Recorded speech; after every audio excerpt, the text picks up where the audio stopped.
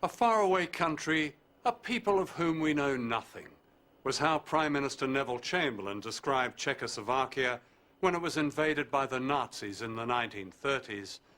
The same can be said of East Timor, a small country invaded by Indonesia in 1975. Since then, there's been mostly silence. Yet 200,000 people have died. That's a third of the population. The film you're about to see was made in secret. When it was shown on ITV in its original form, the response was extraordinary. Viewers phoned our helpline at the rate of more than 4,000 calls a minute. So much for the myth of public indifference. We are showing this updated version because the people of East Timor are in the news at last, once again fighting for their lives, and because their murderers continue to receive arms from this British government, contrary to its boast about an ethical foreign policy.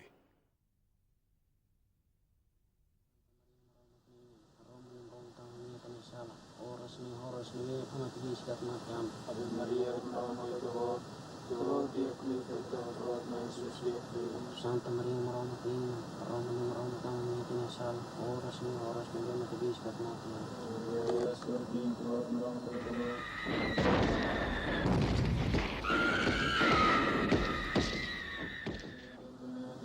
My own family, that is the direct family, with altogether 15 of us. And out of these 15, only 3 of us left. My oldest brother was poisoned by Indonesian intelligence. I lost 2 oldest brothers, 1 brother-in-law, and 3 sons.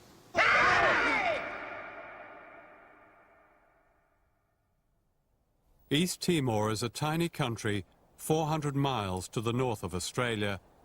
A Portuguese colony for more than 400 years, it is surrounded by Indonesia, the 5th largest nation in the world.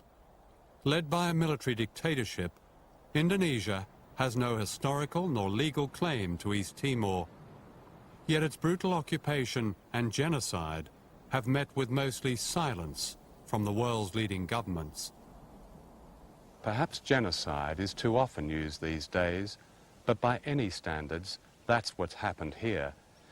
And it happened mostly beyond the reach of the TV camera and the satellite dish, and with the connivance and complicity of Western governments, the same governments that were prepared to go to war against Saddam Hussein, but were not prepared in almost parallel circumstances to stop a rapacious invader that had broken every provision in the United Nations Charter and had defied no less than 10 United Nations sanctioning resolutions calling on it to withdraw from East Timor. "We should keep our heads down," said a British ambassador to Indonesia, "and let matters take their course." Letting matters take their course, the governments of Britain, the United States, Australia and others supplied the means by which the regime in Jakarta has bled East Timor. This film is the story of that bleeding and of a cover-up that tells us much about the selectivity and aims of great power and how the modern world is ordered.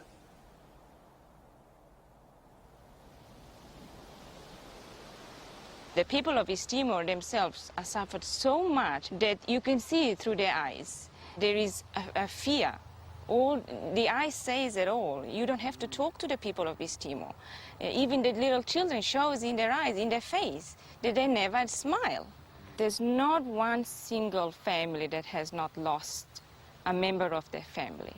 They always have a story to say in terms of women being raped or a young boy would be just snatched from his house and never been able to see it again. And this kind of torture has constantly happened, and it is on a daily basis. Timor is a land of crosses, crosses etched against the sky, crosses on peaks, crosses on hillsides. This is the grave of just one family, all killed on the same day. The people in East Timor themselves call it, and we call it, the biggest prison island in the world. That is what it is. It's a hell. This was Indonesia in the mid-1960s. Books were burned and popular democracy crushed when General Suharto came to power. In the West, Indonesia was seen as an investor's paradise, a huge market, rich in oil and other natural resources. Richard Nixon called Indonesia the greatest prize in Southeast Asia. Suharto and his generals were welcome to the free world.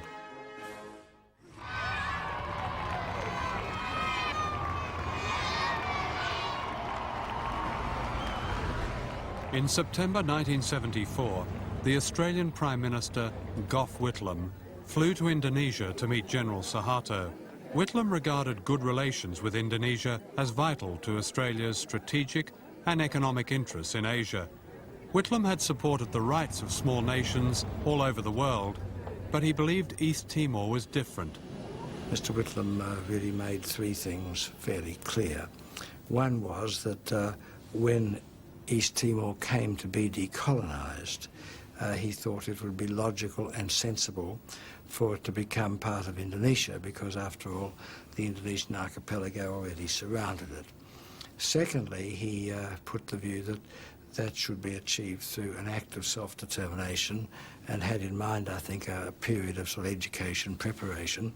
And thirdly, he made it also plain that if the situation did deteriorate, force should not be used. Weren't the East Timorese, as far as Western governments are concerned, and especially Australia, simply expendable? I would agree with you that it was somewhat, the East Timorese were probably seen as expendable by some of the hard-nosed major power brokers, if you like.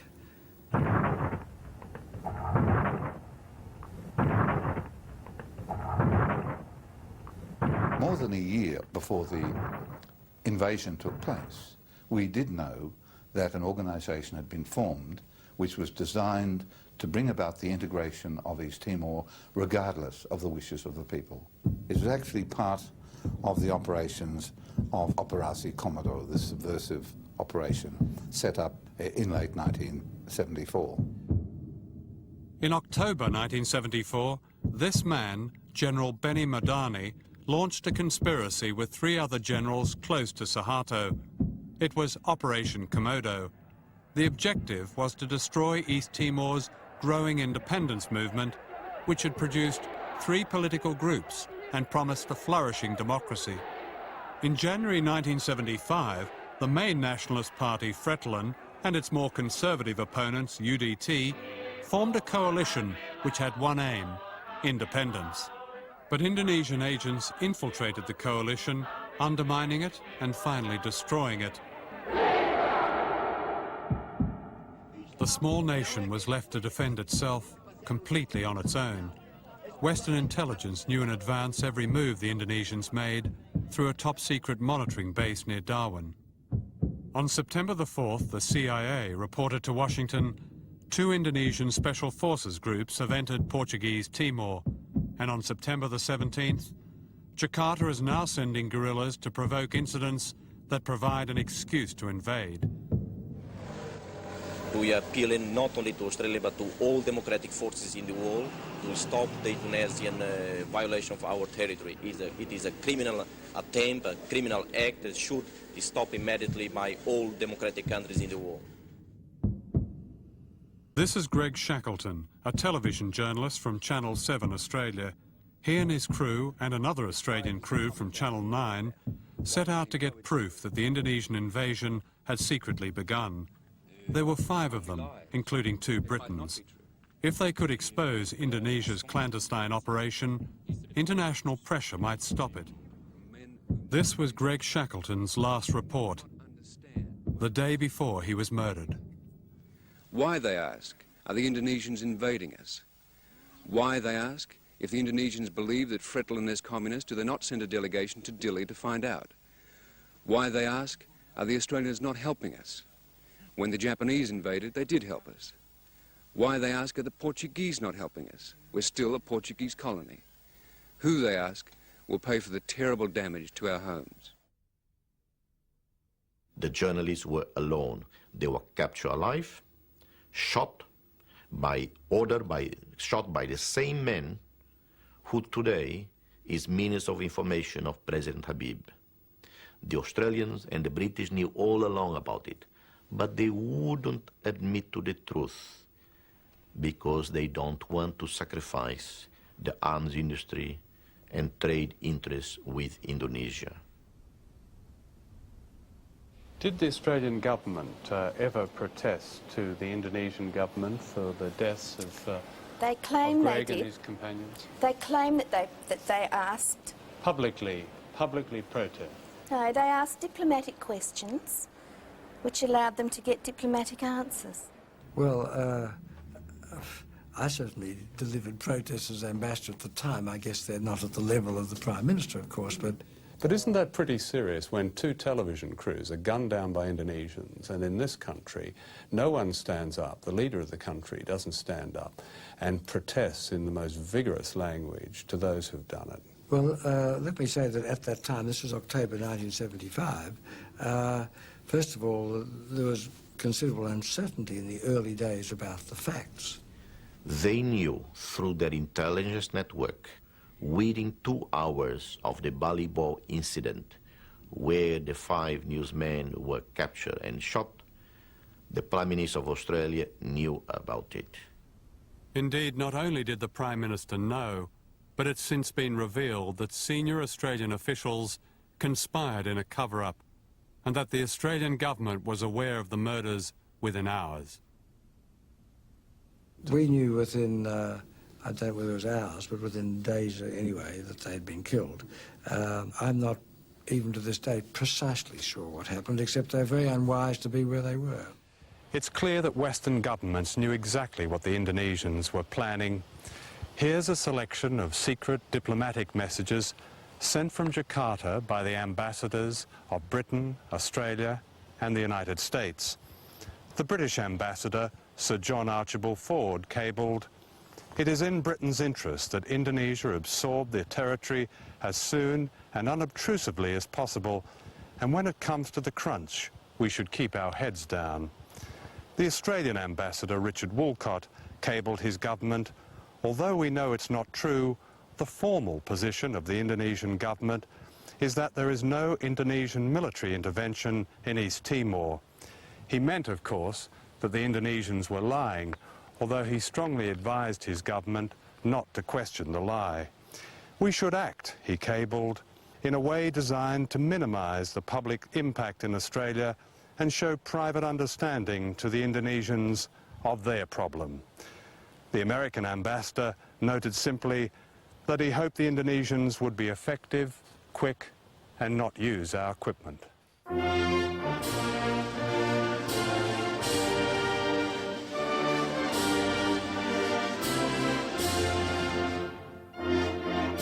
By December 1975, the countdown to the invasion of East Timor was in its final stages. President Gerald Ford and his Secretary of State Henry Kissinger arrived in Indonesia on December the 5th, on a visit described by a State Department official as the Big Wink.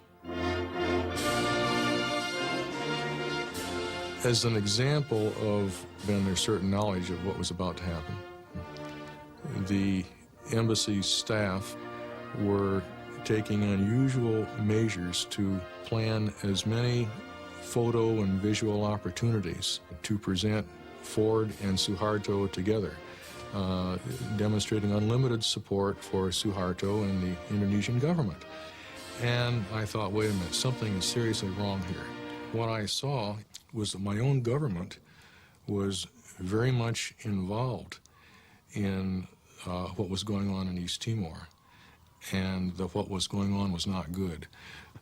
You can be 100% certain that Suharto was explicitly given the green light to do what he did.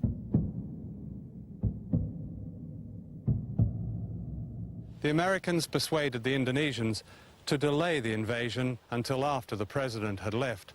And on December the 7th, as the presidential jet climbed out of Indonesian airspace, the bloodbath began.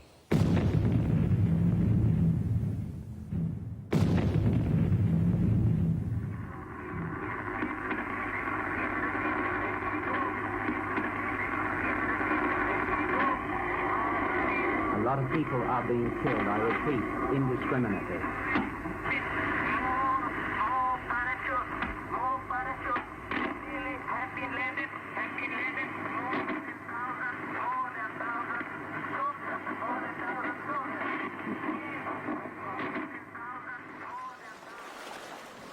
These are the hulks of Indonesian landing craft, left as stark reminders to the population on the beach in the center of Dili.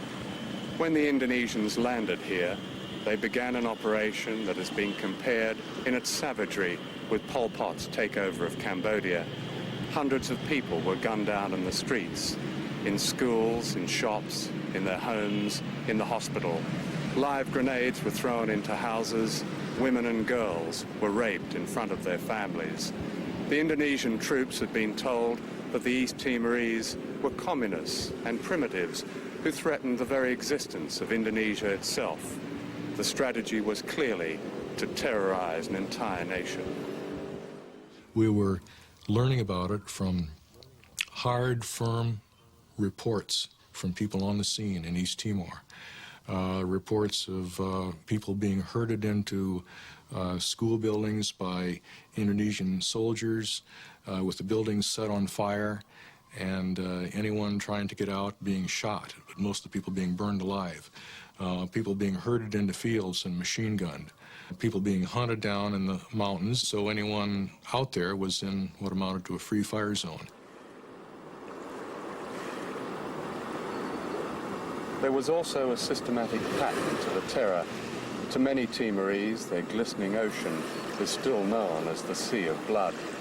People were brought here to die in groups, and as in Cambodia, often the first to die were the educated, public officials, teachers, students, nurses. One eyewitness reported the words of an Indonesian officer who, when asked to justify the mass killing of women and children, said, "When you clean the fields, don't you kill all the snakes, both large and small?"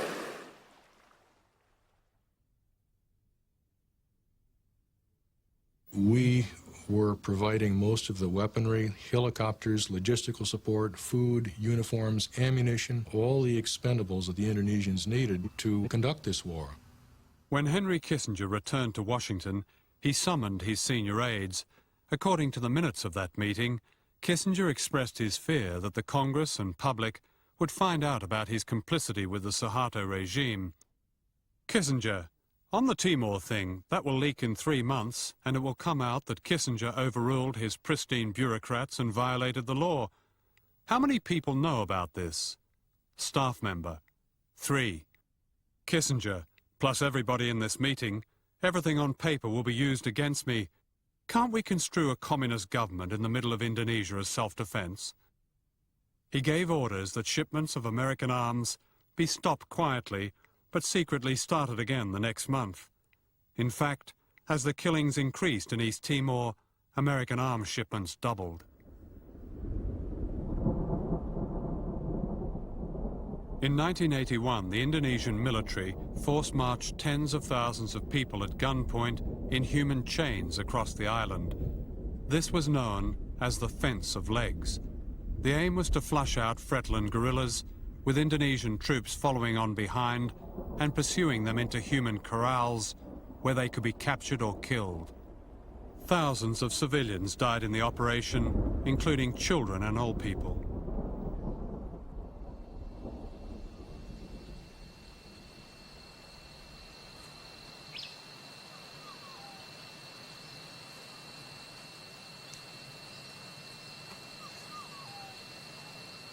As populações começaram a voltar na vila e os javas mataram todos os homens, os velhos e os joventures ali na ribeira de Betuco.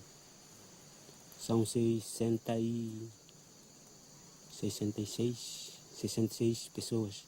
Só daí saíram 2 irmãos. Um ainda está vivo. Um ainda está vivo junto de nós no mato e um já rendeu outra vez. Entrou outra vez na vila. E as mulheres, o que aconteceu com elas? que as mulheres foram perseguidas pelos javas e violadas e foram massacrados e mataram tantas. Another form of population control is contraception, given without the permission or knowledge of women, especially the enforced use of the contraceptive drug Depo-Provera. This doctor went to East Timor on our behalf and secretly investigated the use of enforced birth control. Well, I found in one clinic a very large number of people were being given birth control, I think out of all proportion to the other efforts that were being made, medical efforts that were being made. And I heard many people say that the birth control injection was being given without any explanation to the people who were receiving it as to what it was. What are they injected with? Depo-Provera.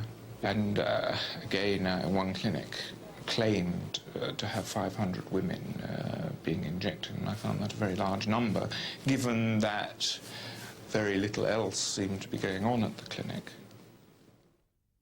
In 1983, General Suharto received a United Nations prize for his support for family planning. The prize came with a check for $12,000. The village of Kararis used to be here until it was razed to the ground by the Indonesians. That is the village that in 1983, more or less 400 of population, 400 of population were killed by Indonesian troops. This is an extraordinary list of almost 300 of those murdered in this one village during the summer of 1983. It is evidence of a crime against humanity. The list was compiled by the Church in a meticulous handwritten script that records the name, age, date, and place of every death of every victim, as well as the Indonesian battalion responsible for each murder. Note the ages and how young they are, and the names of whole families.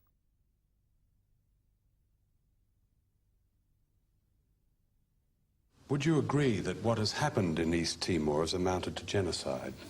Well, it's, I think, can easily be said in a few words. It was an occupation, military occupation, with brutal force, and genocide after that, with hundreds of thousands of people who simply disappeared. The idea, I think, was to totally consolidate this invasion and let it be forgotten, which it was.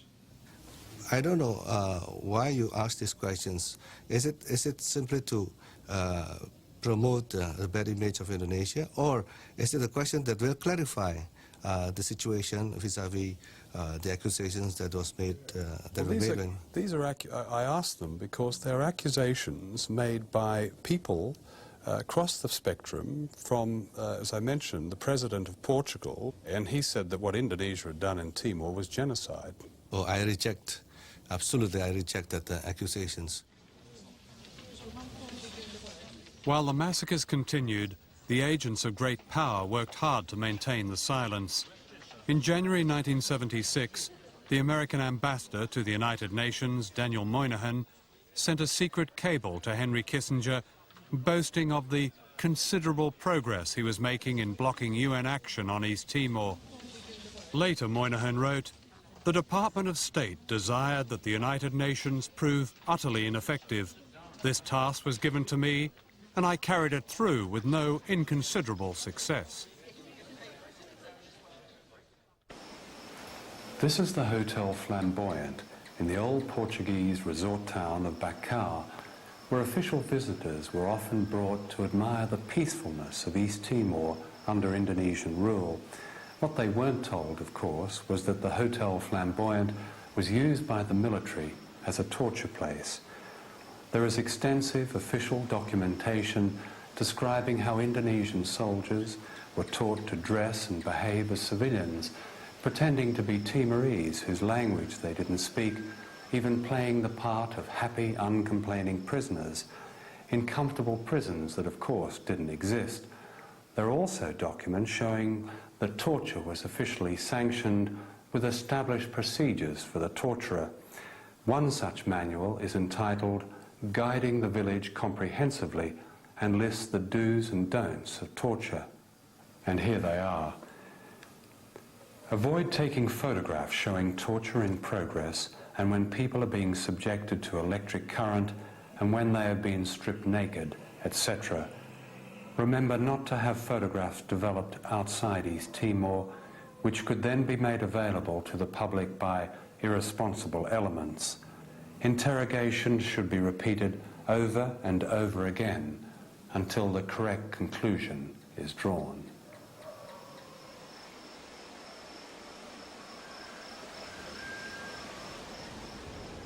Jose Amarin, now in exile, was forced as a boy to watch his father being tortured. I was asked to come in order, all of us, to see my father the time when he was tortured. And then he was tortured by Indonesian. We are looking at the action, and we are warned by the Indonesians that, look, if you kids, for the coming time being, you follow the example of your father, you are against the Indonesians, you will have the same sort like your father.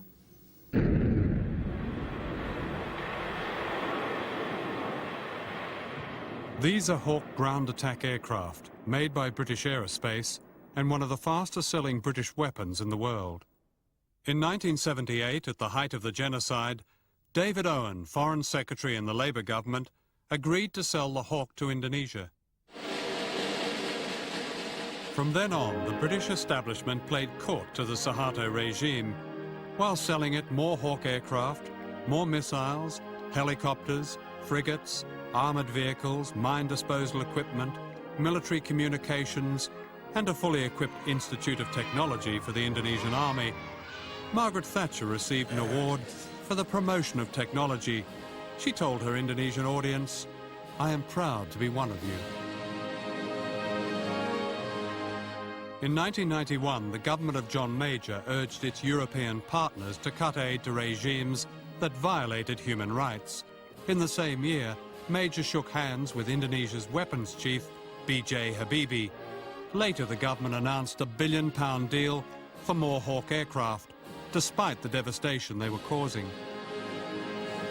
Alan Clark, you were Minister of Defence when the sale of Hawk aircraft were being negotiated and finalised with Indonesia, and your colleagues have talked about getting guarantees from the Indonesians that the Hawks would not be used for oppressive purposes against civilians and, in fact, in East Timor. I mean, what exactly are these guarantees? I mean, that's really what I'm trying to work out. I never asked for guarantees of that kind. That must have been something that the Foreign Office did before the IDC or whatever it was, whatever committee it is that considers.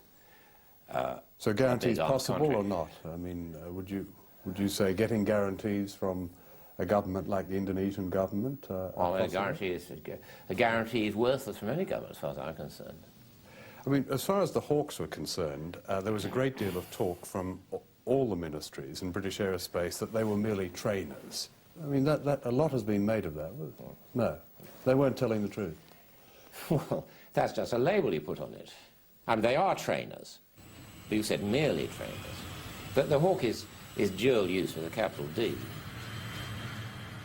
Minister, would you dispute this statement, and I quote, "Hawk aircraft have been observed on bombing runs in East Timor in most years since 1984. I've seen those statements. They have been challenged by the Foreign Office, by British Aerospace previously. Well, anyway, as you know, Robin Cook made that statement. Hawk aircraft have been observed in bombing runs in East Timor in most years since 1984. He was then the front French spokesman on foreign affairs. He made on the 11th of May 1994. Now, it may well be true you haven't granted new licenses, but you've let Hawks go on to Indonesia. Isn't there a huge irresponsibility there somewhere? No, because we had no power to stop the licenses. The legal advice that we had was that we had no power to revoke the licenses. There was no good cause to do so. But under your government, the arms trade has boomed. Your colleague, the Defence Secretary, recently congratulated the arms industry for a rise, I think, of 20% in output, profits up, £5.5 billion worth of arms, the second biggest arms salesman in the world. Do you still claim to have an ethical foreign policy? I would challenge your figures. I would say that we are ethical in terms of the fact that we have very clear criteria for the sale of defence equipment. Those criteria are different from the previous government, and that is that they are criteria that will stop us selling or granting licenses in the context of where there is a risk to regional stability and where there's a risk of internal oppression. I can distinguish from the nose of the Hawks and Skyhawks, F-15, F-16, and the Broncos. I saw two Hawks on the ground along the airport of Baucau, and I asked people, what about these Hawks? And they said, well, why are you surprised? These Hawks are bombing the mountains of Mativian every day. Did it ever bother you personally that this British equipment was causing such mayhem and human suffering? No, not the slightest. Never entered my head. I mean, you tell me that this was happening. I didn't hear about it or know about it. Well, even if I hadn't told you it was happening, the fact that we supply highly effective equipment to a regime like that then is not a consideration as far as you're concerned. It's not a personal consideration. No, not at all. I asked the question because I read that you were a vegetarian and you quite seriously and concerned about the way animals are killed. Yeah. Doesn't that concern extend to the way humans, albeit foreigners, are killed? Curiously not, no. Shortly after Labour came to power, the Nobel Prize winner, Bishop Belo of East Timor, came to London, and I heard him make a direct appeal to you and your colleagues. And he said, please, I beg you, do not sustain longer a conflict which, without British arms sales to Indonesia, could never have been sustained for so long. Aren't you shamed by that statement? No, indeed, we've done exactly what Bishop Belo asked us to do. We are working totally in line with the proposals put forward by Belo. Our approach is wholly sympathetic to that statement. Well, I'm not sure it's wholly sympathetic because he was talking about stopping arms sales. And since you came to power, this is the Amnesty report, which you'll know very well, of course. You have approved licenses for 64 contracts for arms to the Indonesian dictatorship. They include small arms, machine guns, ammunition, bombs, torpedoes, rockets, missiles, mines, riot control agents, aircraft, and so on and so forth.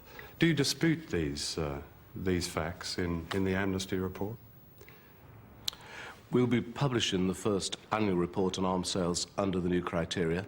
That will come out in the next few weeks. There is a new set of criteria. We have put those criteria forward. They're open. They were published in July 1997. What you and others and Amnesty will be able to do is to judge the actions we've taken, the licenses we've granted against those criteria. There will be an annual report, totally different departure from the previous government, more open, more transparent, greater accountability. Right. Well, we'll look forward to that. But in the meantime, could you answer that question? Do you dispute the Amnesty figures that your government has approved 64 licenses? Have they got it wrong?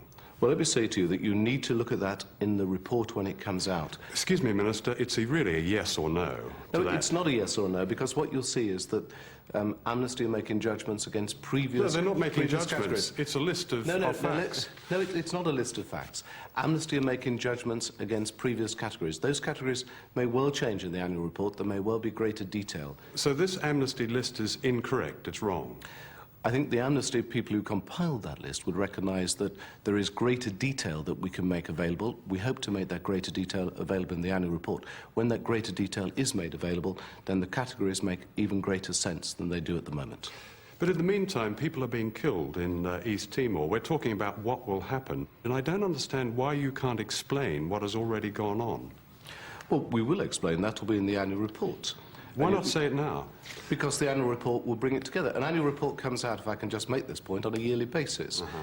You don't need to have that on a weekly basis, otherwise it would subvert the purpose. It is an annual report which will bring together all the licenses that we've granted for each and every country. Right. Jose Ramos-Horta, when I interviewed him the other day, described your government as hypocrites.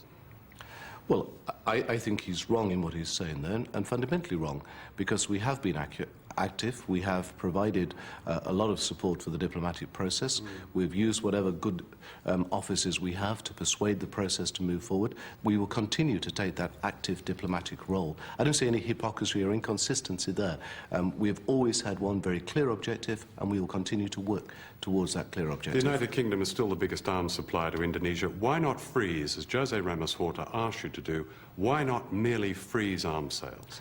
Well, there are different statements from individuals, but what individuals recognise is that the new arms criteria are tougher and more effective. You'll have to wait for the annual reports, as I've already indicated, to make your judgment on that, but we have a new criteria. You mentioned annual reports. Well, this is an annual report, your human rights report, published by the Foreign Office for 1998. The section on Indonesia is striking for its omission. There's no mention here of the fact that you are a major arms supplier to that country. Isn't that a distortion? Let me say to you that we can point with pride to what we've done on the human rights side in Indonesia. We've worked with the Human Rights Commission. We're helping to establish free press, to help the democratic process. All of those moves are going in the right direction in Indonesia, and the United Kingdom's record on human rights and pro-democracy activity is a very, very strong and impressive one. I have had enough. I have had enough of the hypocrisy in these past 23 years. Really, frankly, no one can convince me that these people running foreign policy in most of the Western countries tell the truth, that they mean what they say when they talk about democracy and human rights.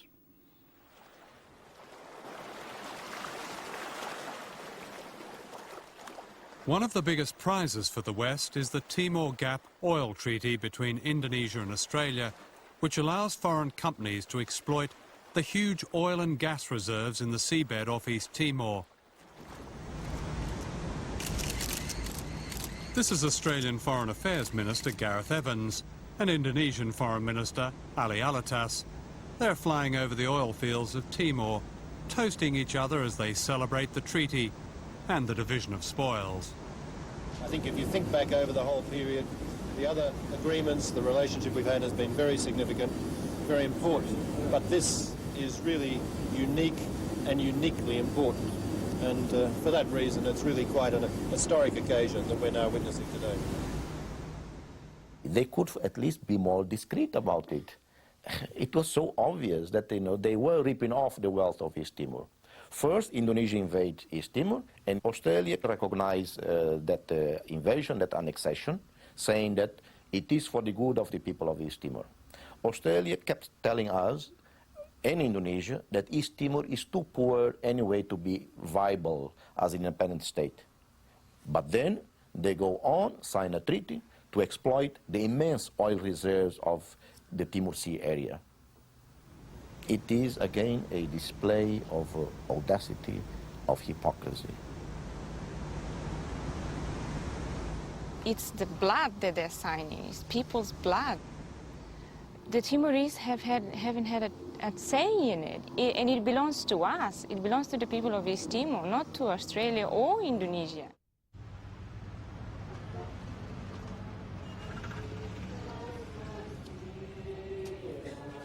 On October the 28th, 1991, an unarmed Timorese student, Sebastio Gomez, was shot dead at this church by Indonesian agents. Here he is mourned by his friends and his mother.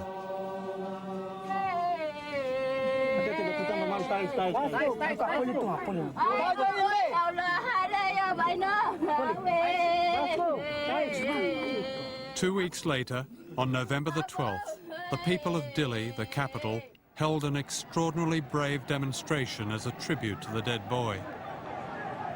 It was also a cry for freedom that the Indonesians did not want the outside world to hear. What was unusual was that the terrible events that followed were witnessed by foreigners and were filmed.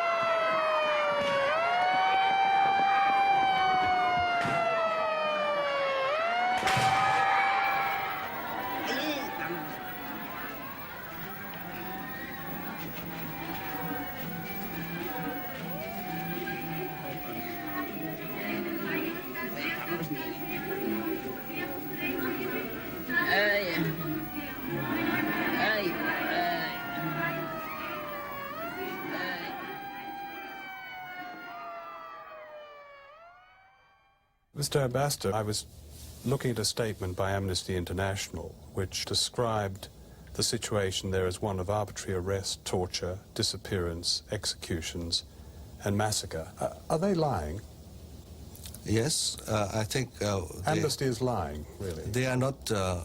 They have no corroborated evidence. Maybe they have letters written by those who are anti-integration. I must admit that there are few of the East Timors who still don't want to have the integration. But General Sutrisno said that anyone who doesn't toe the line in Indonesia will be shot, and we will shoot them.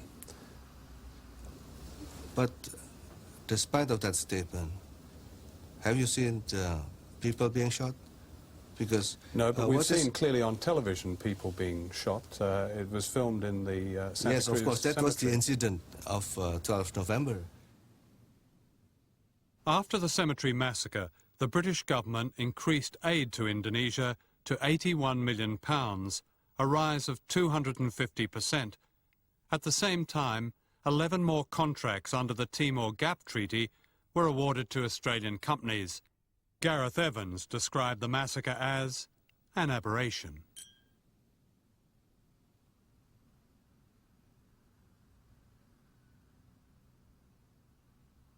We have interviewed a number of people who have given evidence that the survivors of those killings in 1991, many of them were themselves killed.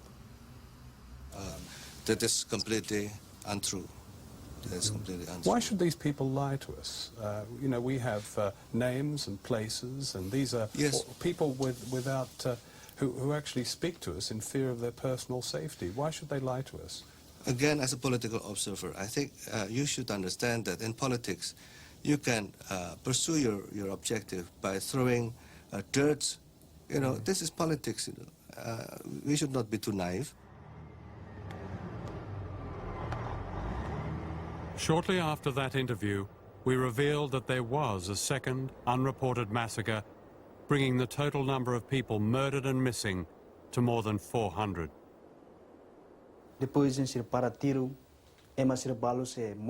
After they stopped shooting, those who had survived, the ones who could have been saved because they were only wounded in the legs and arms, they were stabbed with bayonets. The ones still inside the cemetery who were still breathing, but lying on the ground, their heads were crushed with rocks until they died. So you actually saw the Indonesian soldiers bayoneting the survivors, did you? Yeah.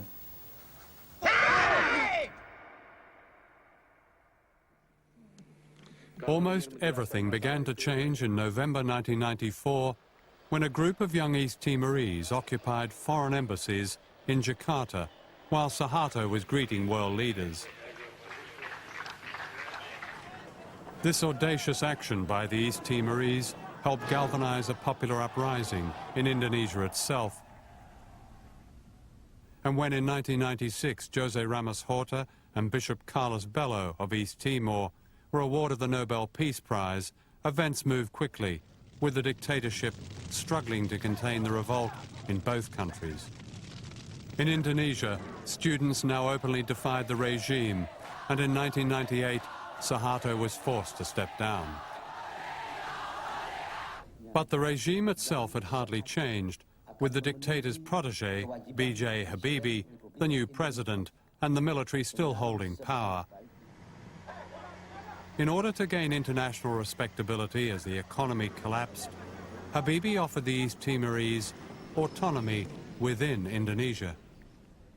The imprisoned East Timorese leader, Shanana Gusmao, rejected this outright. In August 1998, Indonesia invited the world's media to observe its troop withdrawal from East Timor, but this was a fake. Other troops had landed at night with British-supplied weapons, and today East Timor is more heavily occupied than at any time for 5 years. Would you say to the Indonesians now, get your troops out of East Timor? I would definitely say that. Would you, as President of Portugal, give a pledge that Portugal would stand by the East Timorese until independence? Okay, let me add to that. Until independence, if that was the wish of the East Timorese people through a referendum. If the negotiations in the United Nations get to a point where a referendum is taking place, and that will be the solution coming out of the referendum, we have to defend that solution because it has been internationally accepted. However, in talks sponsored by the United Nations, a UN envoy privately discussed a status for East Timor similar to that of Hong Kong. So hope is tempered by the hint of betrayal by the great powers. The British government, for one, refuses to make a commitment to East Timor's independence. We survived 23 years of international betrayal. We survived 5 American presidents. We survived Margaret Thatcher. It's not easy to survive Margaret Thatcher, and we did survive her as well. Maybe 20 years ago, independence was in our dreams, imagination. No, now victory is around the corner, and nothing is going to stop us.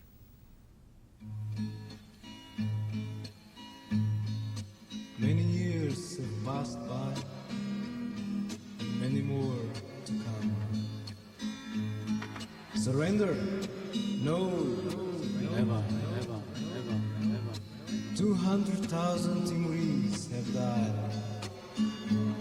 Yet, Ramelau is strong as ever.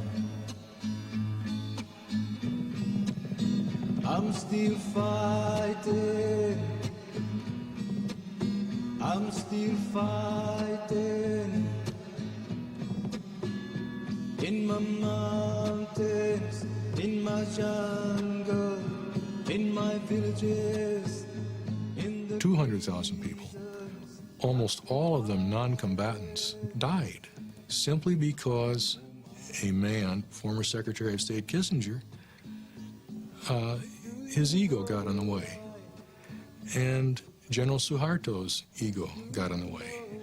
Why not simply leave the East Timorese alone to do whatever they wanted to do? Why not let them alone?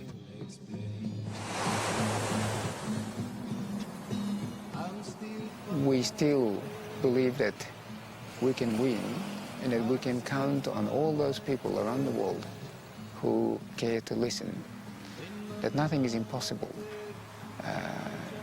if we persist on, that peace and freedom is worth fighting for.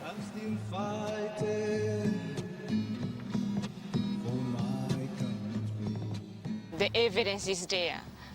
You cannot turn a blind eye anymore. If you do, that means you're not human. I want to be free. That's all I want. I want to be.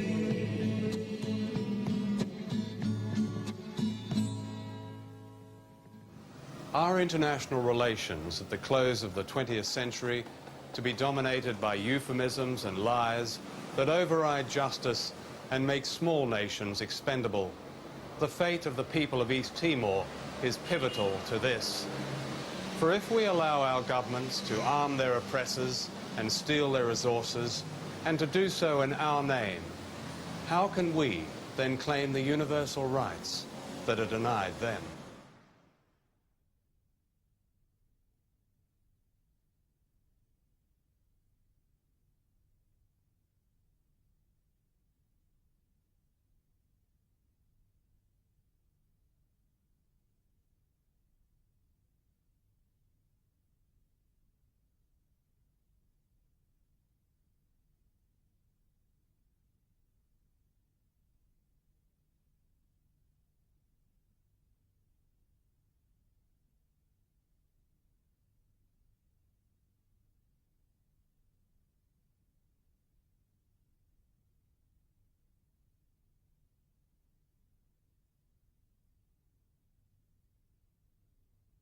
If you would like to know more about East Timor, please call 0845 304 3333. Lines will be open until 12:30 tonight. Calls will be charged at local rates. That's 0845 304 3333.